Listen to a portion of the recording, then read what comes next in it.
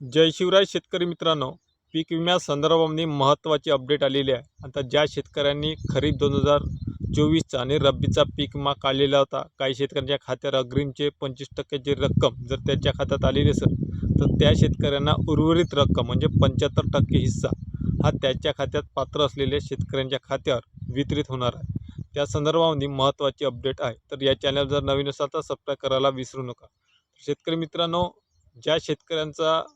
खरीप 2024 आणि म्हणजे रब्बी आणि खरीपमध्ये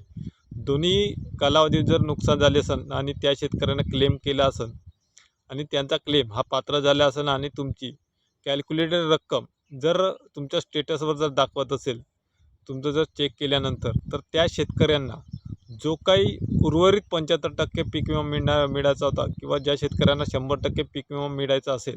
त्या शेतकऱ्यांना आता कंपनीमार्फत जे काय तुमच्या जिल्ह्यामध्ये ज्या कंपन्यांचं इन्शुरन्स कंपनीचं काम असेल, त्या कंपनीमार्फत आता उर्वरित 75% रक्कम किंवा 100% ज्या शेतकऱ्यांचा बॅलन्स असेल, त्या शेतकऱ्यांना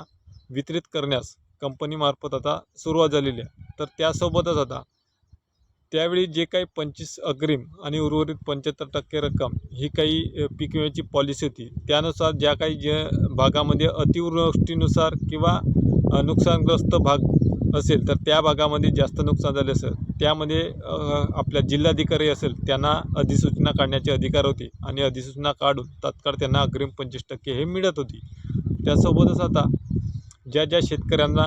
पीक विमा हा थांबलेला असेल, त्या शेतकऱ्यांनी आपण आपलं जर स्टेटस चेक केलं PMFBY या पोर्टलवर जाऊन फार्मर कॉर्नरवर जाऊन तिथं जाऊन पुढील आपला नंबर, मोबाईल नंबर किंवा पॉलिसी नंबर हा टाकून तुम्ही जर पुढील प्रोसेस केली, तर तुम्हाला तुमचं स्टेटस कॅल्क्युलेटेड आहे, अवेटेड आहे, पात्र आहे किंवा अपात्र आहे, या सर्व गोष्टी तुम्हाला तुमच्याच स्वतःच्या मोबाईलवर दिसायला बघेल. तर त्यामुळे ज्या शेतकऱ्यांना पीक विमा काढलेला असेल, ज्या शेतकऱ्यांचा क्लेम हा पात्र असेल, त्या सर्व शेतकऱ्यांच्या खात्यावर पुढील काही दिवसामध्ये पैशाचं वितरण होणार आहे.